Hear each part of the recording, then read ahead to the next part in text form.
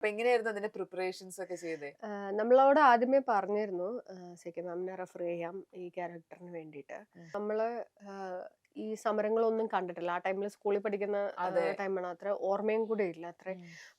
അപ്പോൾ നമ്മള് അതിന്റെ വീഡിയോസും ന്യൂസിലെ റിപ്പോർട്ട്സും അങ്ങനെയുള്ളത് അങ്ങനത്തെ കുറച്ച് ഡാറ്റാസ് കളക്ട് ചെയ്തിട്ട് ഇതുപോലെ ഷൂട്ടിംഗ് ടൈമിലാണ് കൂടുതലും ഈ ഹെഡ്ഫോൺ വെച്ചിട്ട് മാമിന്റെ പ്രസംഗങ്ങളും കാര്യങ്ങളൊക്കെ കേട്ടോണ്ടിരിക്കും.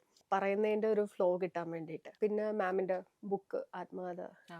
അടിമമക്ക എന്ന് പറഞ്ഞ അപ്പൊ ആ ബുക്കും ക്യാരക്ടറിന്റെ എങ്ങനെയാ ബാക്ക്ഗ്രൗണ്ട്, കാരണം റിയൽ ലൈഫ് ക്യാരക്ടറാണ്.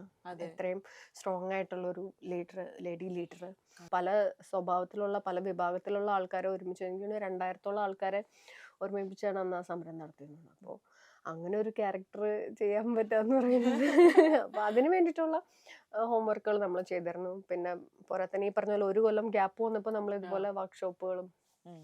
ഒക്കെ അറ്റൻഡ് ചെയ്തിരുന്നു ആ ക്യാരക്ടർ ചെയ്യാൻ വേണ്ടിയിട്ട്.